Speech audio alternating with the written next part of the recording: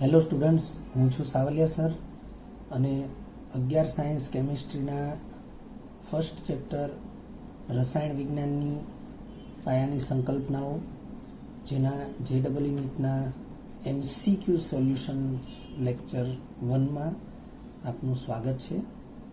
વિદ્યાર્થી મિત્રો, આપણે JEE નીટના TTL લેક્ચરમાં લેક્ચર નંબર 1 TTL 1 એમાં આપણે 16 નંબર સુધીના મુખ્ય બાબતો જે છે અથવા નોંધનીય બાબતો છે એનો અભ્યાસ કરેલો છે. તમે lecture number 1 TTL lecture number 1 એનું રિપીટેશન કરી લેજો અને એમાં લાસ્ટ 16મા નંબરના મુદ્દા સુધી આપણે ઘનતાના સૂત્ર અને એકમની ચર્ચા કરેલી છે. એ લેક્ચરની અંદર મુખ્ય બાબતોની વાત કરીએ તો આપણે તાપમાન, પછી તાપમાનના વિવિધ પ્રકાર અને પ્રકાર એટલે તાપમાનના માપન માટેના વિવિધ એકમો અને એમની વચ્ચેના સંબંધો વિશેનો અભ્યાસ કરેલો છે. અને આપણે કીધેલું કે આ સંબંધોને ખાસ યાદ રાખવા જરૂરી છે. વિદ્યાર્થી મિત્રો, આ લેક્ચરમાં આપણે TTL 1 એટલે કે JEE નીટના ટેબલ ટોપ લેક્ચર 1માં જેટલી માહિતી મેળવી છે એ માહિતીમાંથી ખૂબ જ વધારે અગત્યની હોય ગુજકેટ લેવલે અથવા JEE નીટ લેવલે, તો એ માહિતીને લગતા MCQની અહીં ચર્ચા કરી રહ્યા છીએ. વિદ્યાર્થી મિત્રો, તમને પહેલો MCQ તમે જોઈ રહ્યા છો કે અહીં પહેલો MCQ જે છે એમાં તમને રકમ આપેલી છે કે SI એકમ પદ્ધતિમાં કદનો એકમ જણાવો. તો તમને 4 ઓપ્શન આપ્યા છે: metre cube, centimetre cube, millimetre cube, decimetre cube. 4 એકમો એ કદના જ એકમો છે, પરંતુ SI એકમ પદ્ધતિ મુજબની વાત કરીએ તો અહીં ઉકેલ એ લખ્યો છે. હવે એ કઈ રીતે? તો કદનું સૂત્ર આપણે દર્શાવેલું છે લંબાઈ ગુણ્યા પહોળાઈ ગુણ્યા ઊંચાઈ. વિદ્યાર્થી મિત્રો, લંબાઈ, પહોળાઈ અને ઊંચાઈ એ 3 અંતરના પર્યાય છે. અંતરને તમે લંબાઈથી પણ દર્શાવી શકો, અંતરને પહોળાઈથી પણ દર્શાવી શકો અને અંતરને ઊંચાઈથી પણ દર્શાવી શકો. તો આ 3 અંતરના પર્યાય છે. અને અંતર માટે આપણે જે SI એકમનો યુઝ કરીએ છીએ એ SI એકમ છે મીટર. એટલે મીટર ગુણ્યા મીટર ગુણ્યા મીટર એટલે મીટર ક્યુબ થશે. અને તેથી SI એકમ પદ્ધતિમાં કદનો એકમ એ મીટર ક્યુબ જ થશે. વિદ્યાર્થી મિત્રો, તમને બીજો પ્રશ્ન દેખાઈ રહ્યો છે, બીજો MCQ સ્ક્રીન પર. વ્યવહારમાં કદ માટે કયો એકમ ઉપયોગી છે? તો અહીં તમને જે આપ્યા છે એ કદ માટેના જ એકમો છે, પણ વ્યવહારમાં કદ માટે જે ઉપયોગી એકમ છે એ લીટર છે. એટલે ઉકેલમાં B લખ્યું છે. વિદ્યાર્થી મિત્રો, તમે દૂધની ખરીદી કરો, દૂધનું પાઉચ પેકિંગ આવે છે, એ રીતે તમે છાશની ખરીદી કરો, અથવા તમે તેલનો ડબ્બો અથવા તેલનું બોટલ ખરીદો, અથવા આ પ્રકારની કોઈ પણ વસ્તુ, તો એ બધા પ્રવાહી જે છે એ પ્રવાહી ઉપર, એ પ્રવાહીના પેકિંગ ઉપર તમને એનું કદ લીટરમાં લખેલું હોય છે, અથવા જો નાનું પેકિંગ હોય તો કદ મિલીલીટરમાં લખેલું હોય છે. પરંતુ ક્યાંય કદ એ મીટર ક્યુબ, ડેસીમીટર ક્યુબ કે સેન્ટીમીટર ક્યુબમાં લખેલું હોતું નથી, કારણ કે વ્યવહારમાં એ લીટર અથવા મિલીલીટર એકમથી જ એ ઉપયોગી છે. અને તેથી અહીં એકમ વ્યવહારમાં કદના ઉપયોગી એકમ તરીકે લીટર જ પસંદ કરવામાં આવશે. એટલે ઉકેલ B તરીકે આપણે લઈશું. ઓપ્શન B સાચો રહેશે આપણી માટે. ત્રીજા નંબરે પ્રશ્ન છે 1 મિલીલીટર બરાબર ખાલી જગ્યા ડેસીમીટર ક્યુબ. હવે વિદ્યાર્થી મિત્રો, તમને જે ઓપ્શન આપ્યા છે એ પૈકી ઉકેલમાં ઓપ્શન C લખેલો છે. તો ઓપ્શન Cમાં 0.001 ડેસીમીટર ક્યુબ એ જવાબ આવશે. હવે એ કઈ રીતે આવશે એનું કેલ્ક્યુલેશન અહીંયા આપણે દર્શાવેલું છે. તમે જોઈ શકો છો કે 1 મિલીલીટર એટલે 1 સેન્ટીમીટર ક્યુબ. આ સંબંધથી તમે પરિચિત છો કે 1 મિલીલીટર એટલે 1 સેન્ટીમીટર ક્યુબ થશે. હવે આ એક છે એને ઘન કરીએ તો પણ કોઈ ફરક પડતો નથી. એટલે 1 સેન્ટીમીટર ક્યુબ છે એને 1 ક્યુબ સેન્ટીમીટર ક્યુબ લખાય. ઘન કોમન કાઢીએ એટલે 1 સેન્ટીમીટર ક્યુબ લખાશે. હવે આપણે એવું જાણીએ છીએ કે 10 સેન્ટીમીટર એટલે 1 ડેસીમીટર. તો 1 સેન્ટીમીટર એટલે 0.1 ડેસીમીટર થશે. હવે આ સ્થિતિમાં આપણે અહીંયા 1 સેન્ટીમીટરના સ્થાને 0.1 ડેસીમીટર લખી શકીએ. એટલે 1 મિલીલીટર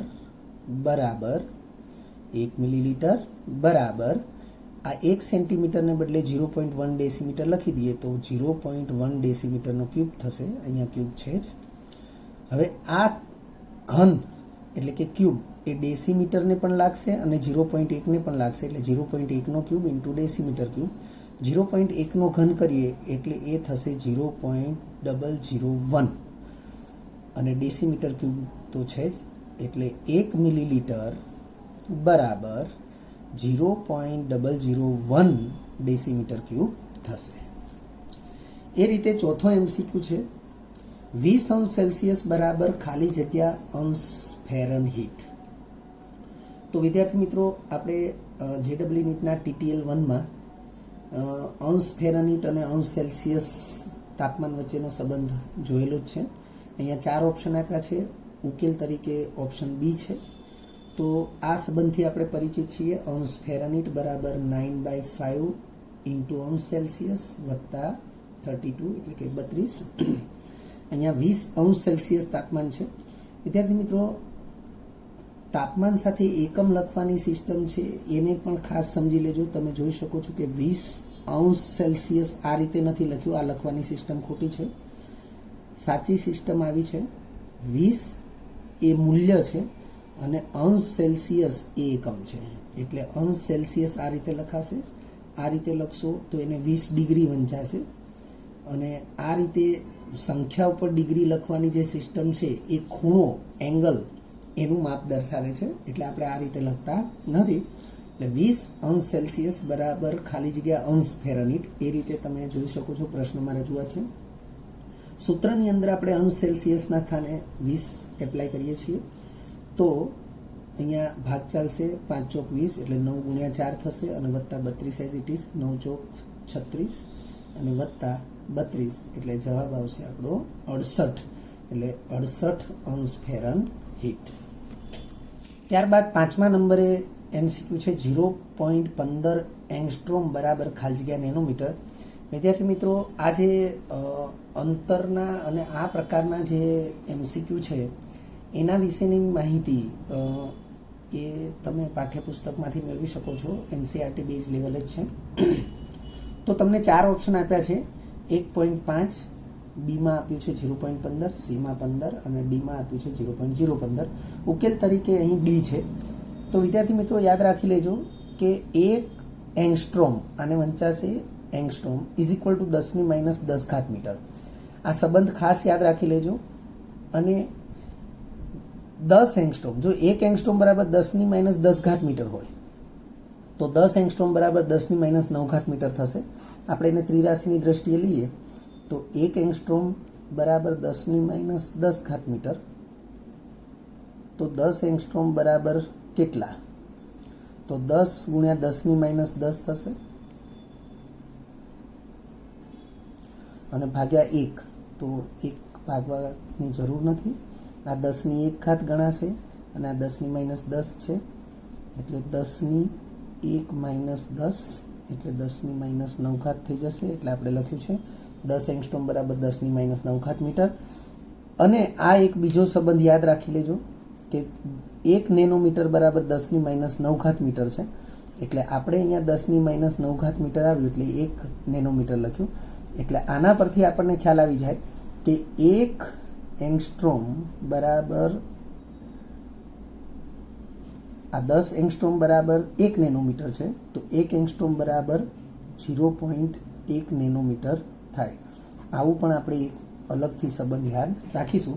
તો અહીં આપણે ત્રિરાશિનો ઉપયોગ કરીએ છીએ કે 10 એંગસ્ટ્રોમ બરાબર 1 નેનોમીટર. તો આપણને 0.15 એંગસ્ટ્રોમ આપ્યા છે. તો 0.15 એંગસ્ટ્રોમ બરાબર કેટલા નેનોમીટર? તો 0.15 ગુણ્યા 1/10 થશે. તો 0.15 ગુણ્યા 1/10 નેનોમીટર એટલે આપણને જવાબ મળશે 0.015 નેનોમીટર.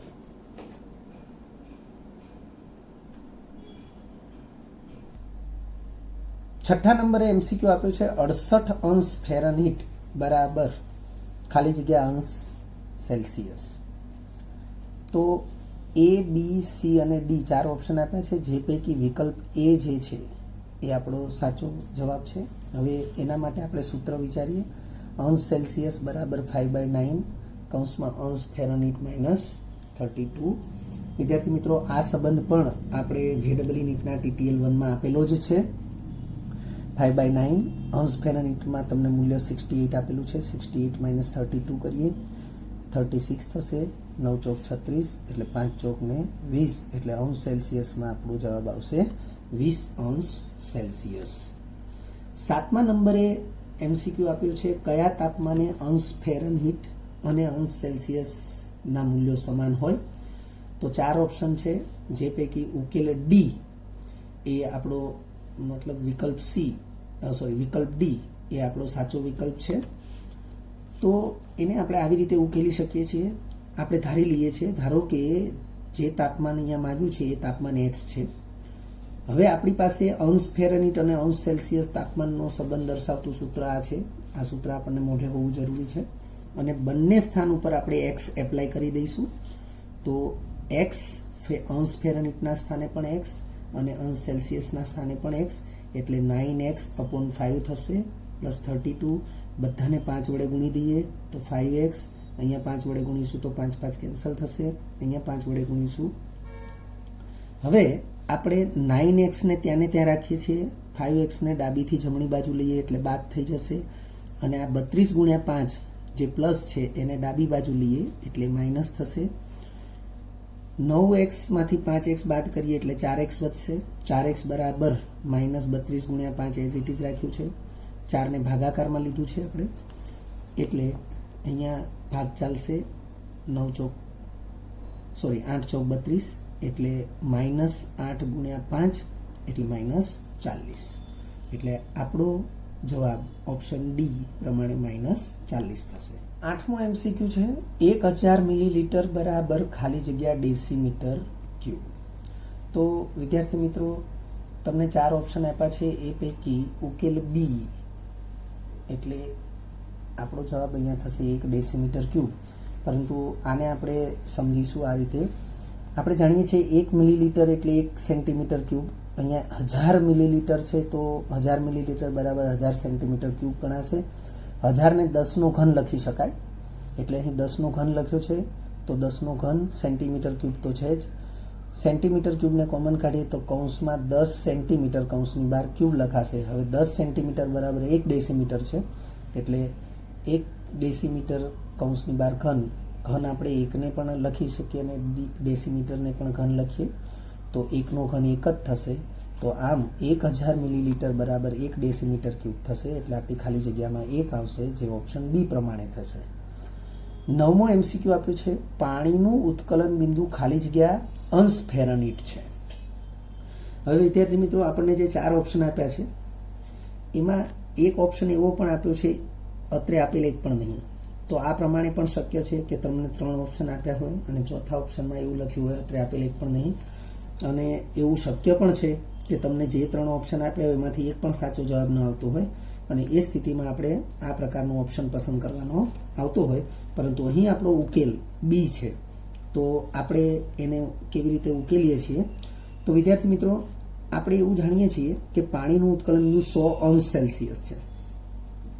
હવે 100 અંશ સેલ્સિયસ છે પરંતુ અહીં આપણને ફેરનહીટમાં માગ્યું છે તો આપણે અંશ ફેરનહીટ બરાબર 9/5 અંશ સેલ્સિયસ વત્તા 32 આ સંબંધથી પરિચિત છીએ. આ સંબંધ યાદ રાખવો જરૂરી છે. અંશ સેલ્સિયસના સ્થાન ઉપર 100 એપ્લાય કરીએ છીએ, ભાગ ચાલશે 20 × 500 એટલે 9 × 20 વત્તા 32 થશે અને 9 × 20 180 વત્તા 32 થયા અને 180 વત્તા 32 એટલે 212 થશે. એટલે આપણી માટે ઓપ્શન બી 212 અંશ ફેરનહીટ એ સાચો જવાબ થશે. એ પ્રમાણે 10મો MCQ કે અંશ ફેરનહીટ અને અંશ સેલ્સિયસ વચ્ચેનો નીચેના પૈકી કયો સંબંધ યોગ્ય નથી? વિદ્યાર્થી મિત્રો, આ પ્રકારના MCQમાં જે ઓપ્શન આપ્યા હશે એ વિવિધ પ્રકારના સંબંધો દર્શાવતા સૂત્રો જ છે. પરંતુ આપણે જે મુખ્ય સંબંધ છે એના ઉપરથી બાકીના સંબંધ મેળવી શકતા હોવા જોઈએ. અથવા આપેલા સંબંધો જે છે એના ઉપરથી આપણે જાણતા હોઈએ એ સંબંધ આપણને મળવો જોઈએ. તો વિદ્યાર્થી મિત્રો, અહીંયા તમને જે 4 ઓપ્શન આપ્યા છે એ પૈકી ઉકેલ ડી, તો લખ્યું છે એ પ્રમાણે અંશ ફેરનહીટ અને અંશ સેલ્સિયસ વચ્ચે આ ઉકેલ ડીમાં જે સૂત્ર દર્શાવ્યું છે એ સંબંધ યોગ્ય નથી, એટલે આપણા માટે ઓપ્શન ડી સાચો છે. હવે એનો ઉકેલ આપણે અહીં દર્શાવેલો છે આ પ્રકારે. તો અહીં અંશ ફેરનહીટ અને અંશ સેલ્સિયસ વચ્ચેનો સંબંધ દર્શાવતું જાણીતું પરિણામ એ વિકલ્પ એ છે. તો વિદ્યાર્થી મિત્રો, આ પરિણામથી આપણે પરિચિત થયા છીએ JEE નીટના TTL 1માં. તો આ પરિણામ આપણને યાદ હોવું જરૂરી છે. અને આ પરિણામના આધારે બી અને સી આ બે ઓપ્શનમાં જે પણ સૂત્રો આપ્યા છે અથવા પરિણામ આપ્યા છે એને તમે જાતે મેળવી શકો છો. તો મેં અહીં લખ્યું છે તેમજ વિકલ્પ બી અને સી, વિકલ્પ બી અને સી નું સાદુરૂપ આપતા, એટલે આ પરિણામ અને આ પરિણામનું સાદુરૂપ આપીએ તો આપણને પરિણામ આ જે વિકલ્પ એમાં આપ્યું છે એ પ્રકારનું મળી શકે છે. તો લખ્યું છે તેમજ વિકલ્પ બી અને વિકલ્પ સી નું સાદુરૂપ આપતા તે વિકલ્પ એને સમાન મળશે, પરંતુ વિકલ્પ ડીમાં જે પરિણામ આપ્યું છે એનું સાદુરૂપ આપીશું તો આપણને વિકલ્પ એને સમાન પરિણામ મળશે નહીં. એટલે લખ્યું છે પરંતુ વિકલ્પ ડી નું સાદુરૂપ વિકલ્પ એને સમાન મળતું નથી, તેથી વિકલ્પ ડી માનો સંબંધ એ યોગ્ય નથી. એટલે વિકલ્પ ડી માં જે સંબંધ તમને આપ્યો છે અંશ ફેરનહીટ અને અંશ સેલ્સિયસ વચ્ચે, એ સંબંધ બિલકુલ યોગ્ય નથી. 11મો MCQ આપ્યો છે, એક બીકરમાં ભરેલું પાણી. વિદ્યાર્થી મિત્રો, આ MCQ એ ખૂબ જ અગત્યનો છે. અહીં જે ક્લુ અથવા જે બાબતની સ્પષ્ટતા કરેલી છે એ બાબતની સ્પષ્ટતા તમને આગળ પણ ઘણી જગ્યાએ કામમાં લાગે એવી છે. એક બીકરમાં ભરેલું પાણી 27°C તાપમાન ધરાવે છે. તેને થોડો સમય ગરમ કરવાથી તેનું તાપમાન વધીને 57°C થાય છે. તો પાણીના તાપમાનમાં કેટલા કેલ્વિનનો વધારો થયો હોય? વિદ્યાર્થી મિત્રો, તમે જોઈ શકો છો કે તમને પ્રારંભિક તાપમાન 27°C આપ્યું છે, અંતિમ તાપમાન 57°C આપ્યું છે, પરંતુ તાપમાનનો જે વધારો છે એ કેલ્વિનમાં પૂછ્યો છે. 4 ઓપ્શન તમને આપ્યા છે A, B, C અને D, અનુક્રમે 30, 303, 300 અને 330. પરંતુ આપણે ઉકેલ એ જે છે એ આપણો સાચો વિકલ્પ છે. તો એને આપણે કઈ રીતે સમજી રહ્યા છીએ? તો તમે જોઈ શકો છો કે અહીં અંશ સેલ્સિયસ તાપમાનમાં થયેલો વધારો, કારણ કે તમને પ્રારંભિક તાપમાન અંશ સેલ્સિયસમાં આપ્યું છે, અંતિમ તાપમાન પણ અંશ સેલ્સિયસમાં જ આપ્યું છે, એટલે તાપમાનમાં થયેલો વધારો તમને અંશ સેલ્સિયસમાં જ મળશે. એટલે લખ્યું છે કે અંશ સેલ્સિયસ તાપમાનમાં થયેલો વધારો, તો અંતિમ માઇનસ પ્રારંભિક, એટલે કે અંતિમ તાપમાન માઇનસ પ્રારંભિક તાપમાન, અને બરાબર એ જે છે 57 - 27 કરીએ એટલે આપણને 30°C મળશે. વિદ્યાર્થી મિત્રો, યાદ રાખવું કે હંમેશા આપણે રસાયણ વિજ્ઞાનને ધ્યાનમાં રાખીએ અથવા તો આપણા સાયન્સને ધ્યાનમાં રાખીએ તો કોઈ પણ તફાવત માટે સામાન્ય રીતે અંતિમ માઇનસ પ્રારંભિક જ આવશે. દાખલા તરીકે અહીં તાપમાનનો તફાવત વિચારીએ, તાપમાનનો તફાવત, તો અંતિમ તાપમાન માઇનસ પ્રારંભિક તાપમાન, એ રીતે આપણે વિચારીશું. હવે જો આ તફાવત ધન મળે તો તાપમાનમાં વધારો હશે, તફાવત એ ધન મળે તો તાપમાનમાં વધારો ગણાય, પણ જો તફાવત ઋણ મળે તો તાપમાનમાં ઘટાડો ગણાય. આ વસ્તુને આપણે ધ્યાનમાં રાખીશું, કારણ કે તાપમાન વધે તો પ્રારંભિક તાપમાન કરતાં અંતિમ તાપમાન મોટું હોય, એટલે મોટામાંથી નાનું બાદ થાય એટલે આપણને જવાબ ધન જ મળશે.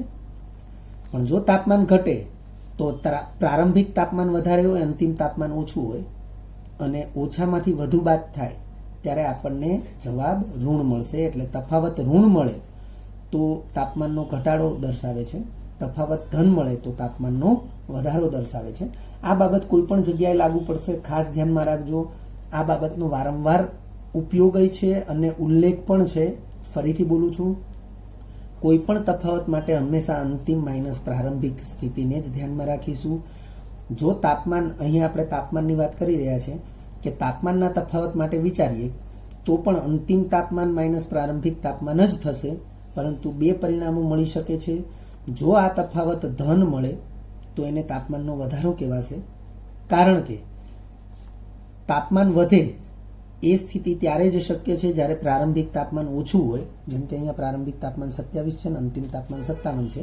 તો પ્રારંભિક તાપમાન ઓછું હોય, અંતિમ તાપમાન વધારે હોય તો જ એને તાપમાનનો વધારો ગણાય. અને એ સ્થિતિમાં વધુમાંથી ઓછું બાદ થશે. ફરીથી એ સ્થિતિમાં વધુમાંથી ઓછું બાદ થશે એટલે તફાવત ધન જ મળશે. બીજી વસ્તુ, જો તફાવત ઋણ મળે છે તો એ તાપમાનનો ઘટાડો ગણાશે. કારણ કે પ્રારંભિક તાપમાન વધારે હોય અને અંતિમ તાપમાન ઓછું હોય તો જ એ તફાવત એ ઋણ મળશે. કારણ કે ઓછામાંથી વધુ બાદ થશે એટલે એ તફાવત ઋણ મળશે અને એ સ્થિતિમાં તાપમાનનો ઘટાડો રજૂ કરે છે. તો વિદ્યાર્થી મિત્રો, ફરીથી આપણે એમસીક્યુના ઉકેલ ઉપર આવી જઈએ. અહીં અંશ સેલ્સિયસ તાપમાનમાં થયેલો વધારો બરાબર અંતિમ તાપમાન 57 અંશ સેલ્સિયસ માઇનસ પ્રારંભિક તાપમાન 27 અંશ સેલ્સિયસ બરાબર થશે 30 અંશ સેલ્સિયસ. આ એક ખૂબ જ મહત્વની બાબત છે, યાદ રાખવી જરૂરી છે કે તાપમાનનો તફાવત અંશ સેલ્સિયસમાં હોય કે કેલ્વિનમાં હોય હંમેશા સમાન જ હોય. ફરીથી બોલું છું, તાપમાનનો તફાવત, હું તાપમાનની વાત નથી કરતો, તાપમાનના તફાવતની વાત કરું છું. ડેલ્ટાનો મતલબ થાય તફાવત. તાપમાનનો તફાવત અંશ સેલ્સિયસમાં હોય કે કેલ્વિનમાં હોય હંમેશા એનું મૂલ્ય સરખું જ હોય. અધરવાઇઝ આપણે એવું જાણીએ છીએ કે કેલ્વિન તાપમાન બરાબર અંશ સેલ્સિયસ તાપમાન વત્તા 273 અથવા 273.15, પરંતુ ગણતરી માટે સામાન્ય રીતે 273 લેવાતું હોય છે. પણ આ તાપમાનનું રૂપાંતરણ છે. તાપમાનના તફાવત માટે આ સૂત્ર નથી, તાપમાનના તફાવત માટે આ પરિણામ છે. ખાસ ધ્યાનમાં રાખજો કે તાપમાનનો તફાવત અંશ સેલ્સિયસમાં હોય કે તાપમાનનો તફાવત કેલ્વિનમાં હોય એ બંને હંમેશા સરખા જ હોય છે. એટલે આ પરિણામ જે છે એ તમારે યાદ રાખી લેવાનું છે. અને આ જ પરિણામ આપણને દરેક સ્થાને તાપમાનના તફાવતને અનુરૂપ, તાપમાનના ફેરફાર, તાપમાનમાં વધારો ઘટાડો આવા કોઈ પણ શબ્દને અનુરૂપ ઉત્કલન બિંદુ, ઠાર બિંદુ, આ બધા તાપમાનના જ સ્વરૂપ અથવા પર્યાય છે. એના વધારા કે ઘટાડાના સંદર્ભમાં અંશ સેલ્સિયસ હોય કે કેલ્વિન હોય મૂલ્યો હંમેશા સમાન મળશે. આથી કેલ્વિન તાપમાન પ્રમાણે જો આ પાણીના તાપમાનનો વધારો વિચારીએ તો લખ્યું છે કેલ્વિન તાપમાનમાં થયેલો વધારો બરાબર 30 કેલ્વિન જ થશે. અંશ સેલ્સિયસ તાપમાનમાં વધારા જેટલું જ થશે અને તેથી આપણો વિકલ્પ એ આવશે. હવે આ જે બાબત મેં લખી દીધી અહીંયા, એ બાબતને આપણે કોન્સેપ્ટ ક્લિયર કરીએ તો મેં અહીં લખ્યું છે કોન્સેપ્ટ, બરાબર. એટલે એ કઈ રીતે આપણને ક્લિયર થાય કે આ બંને વસ્તુ સરખી જ છે. તો તમે જુઓ, અંશ સેલ્સિયસ તાપમાન આપણને આપ્યા છે તો મેં અહીંયા અંશ સેલ્સિયસ તાપમાન લખ્યું છે. અંતિમ તાપમાન, પ્રારંભિક તાપમાન. અંતિમ તાપમાન 57 અંશ સેલ્સિયસ છે, પ્રારંભિક તાપમાન 27 અંશ સેલ્સિયસ છે. રકમમાં તમને આપેલું જ છે. તો આપણે એ તફાવત લઈએ તો તફાવત તો અંતિમ માઇનસ પ્રારંભિક જ છે, આપણે સમજાવ્યું એ પ્રમાણે. એટલે 57માંથી 27 બાદ થશે તો 30 અંશ સેલ્સિયસ થશે. તાપમાનનો વધારો છે કારણ કે ધન તફાવત આવ્યો છે. હવે હું 57 અંશ સેલ્સિયસ તાપમાનને કેલ્વિનમાં કન્વર્ટ કરું તો કેલ્વિન તાપમાન બરાબર અંશ સેલ્સિયસ તાપમાન વત્તા 273 સૂત્ર પ્રમાણે કરીએ તો 57માં 273 ઉમેરીએ એટલે 330 આવશે. અને 27 એ પ્રારંભિક તાપમાન છે, 27 અંશ સેલ્સિયસ, એમાં 273 એડ કરીએ તો એ આવશે 300 કેલ્વિન. હવે અહીં પણ જો મારે તફાવત લેવો હોય, તાપમાનનો તફાવત, તો અંતિમ જે છે અંતિમ તાપમાન 330 અને પ્રારંભિક તાપમાન 300 કેલ્વિન. 330માંથી 300 બાદ કરું તો 30 કેલ્વિન જ મળે છે. એનો અર્થ કે તફાવત જે છે એ અંશ સેલ્સિયસમાં હોય કે કેલ્વિનમાં હોય એનું મૂલ્ય હંમેશા આપણને સરખું જ મળે છે. ત્યારબાદ વિદ્યાર્થી મિત્રો, આપણને 12મો એમસીક્યુ આપ્યો છે, ઘનતા માટે નીચેના પૈકી કયો એકમ યોગ્ય નથી. હવે ઘનતા એ પણ આપણે જેડબલ્યુ નીટના TTL 1માં 16મા નંબરે એટલે કે એ લેક્ચર માટે છેલ્લું જે પરિણામ છે એ સમજાવેલું. તો અહીં એના એકમ માટેની ચર્ચા છે કે ઘનતા માટે નીચેના પૈકી કયો એકમ યોગ્ય નથી. તો તમને 4 એકમો આપેલા છે. તો આપણે ઉકેલ ડી પ્રમાણે જે એકમ આપ્યો છે એ યોગ્ય નથી એવું આપણે અહીં દર્શાવ્યું છે. હવે એની સ્પષ્ટતા કઈ રીતે છે તો તમે અહીંયા જોઈ શકો છો કે ઘનતાનું સૂત્ર છે દળ ભાગ્યા કદ. હવે દળ તો દળ જ છે પણ કદનું સૂત્ર વિચારીએ તો કદ એટલે ઘનફળ અને ઘનફળનું સૂત્ર છે લંબાઈ ગુણ્યા પહોળાઈ ગુણ્યા ઊંચાઈ. આ કદ જે છે એ ઘનફળ છે એની ચર્ચા પણ આપણે TTL 1માં કરી ચૂક્યા છીએ. TTL 1માં આપણે 12મા નંબરનું જે મુદ્દો જેની ચર્ચા કરેલી, બરાબર છે, એમાં કદની ચર્ચા છે. કદ એ જ ઘનફળ અને એનું સૂત્ર લંબાઈ ગુણ્યા પહોળાઈ ગુણ્યા ઊંચાઈ છે. હવે આ લંબાઈ, પહોળાઈ અને ઊંચાઈ એ બધા અંતરના જ પર્યાય છે. એટલે આપણે લંબાઈ માટે પણ અંતરનો જ એકમ વિચારી શકીએ, પહોળાઈ માટે પણ અંતરનો જ એકમ વિચારી શકીએ અને ઊંચાઈ માટે પણ અંતરનો એકમ વિચારી શકીએ. એટલે જો ઘનતાના એકમની વાત કરીએ તો ઘનતાનો એકમ બરાબર અંશમાં આપણે દળનો એકમ લખવો જરૂરી છે અને છેદમાં અંતરનો એકમ ગુણ્યા અંતરનો એકમ ગુણ્યા અંતરનો એકમ, એટલે કે અંતરનો એકમ એનો ઘન લખવો જરૂરી છે. અને જો આ પ્રમાણે ન લખીએ તો આપણે આ પ્રમાણે પણ લખી શકીએ કે દળનો એકમ ગુણ્યા આ ઇન્ટુ એટલે ગુણ્યા અંતરના એકમનો ઘન.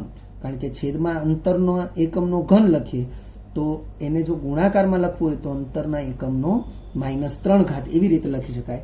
એટલે આ જે એકમ માટેનું સાદુરૂપ છે એની સાથે ઓપ્શન A, ઓપ્શન B અને ઓપ્શન C એ 3 ઓપ્શન છે એ બંધ બેસતા આવે છે. એટલે લખ્યું છે કે અહીં વિકલ્પ D, તમે જોઈ શકો છો કે વિકલ્પ D પ્રમાણે જે એકમ આપ્યો છે, બરોબર, વિકલ્પ D મુજબ ઘનતાનો એકમ જે આપવામાં આવ્યો છે એ ઉપરોક્ત જે પરિણામ છે સાદારૂપ ઘનતાના એકમ, બરોબર, એની સાથે બંધ બેસતો નથી. એટલે લખ્યું છે અહીં વિકલ્પ D મુજબ ઘનતાનો એકમ ઉપરોક્ત સ્વરૂપ સાથે, એટલે તમે જોઈ શકો છો કે દળનો એકમ છેદમાં અંતરના એકમનો ઘન, પણ અહીંયા અંતરનો એકમ સેન્ટીમીટર પણ ઘન નથી, -3 છે, તો એની સાથે બંધ બેસતું નથી. અને જો -3 વાળું વિચારીએ તો દળના એકમ સાથે ગુણાકારમાં અંતરનો એકમ જે છે એનો -3 હોય, તો આ ભાગાકારમાં છે. એટલે આ જે ઓપ્શન D છે એ બંધ બેસતું આવતું નથી અને તેથી વિકલ્પ D યોગ્ય નથી. એટલે વિકલ્પ D પ્રમાણે જે ઘનતાનો એકમ આપ્યો છે તે યોગ્ય નથી. વિદ્યાર્થી મિત્રો, જો તમને આ વિડીયો લેક્ચર ગમ્યો હોય તો લાઇક આપજો, શેર કરજો અને સબસ્ક્રાઇબ પણ કરજો. અગાઉના લેક્ચરનું રિવિઝન અને પાઠ્યપુસ્તકનું વાંચન કરતા રહેજો. આ લેક્ચર અંગે કોઈ પણ ડિફિકલ્ટી હોય તો મને વોટ્સઅપ કરી શકાય. આભાર. ફરી મળીશું નવા વિડીયો લેક્ચરમાં.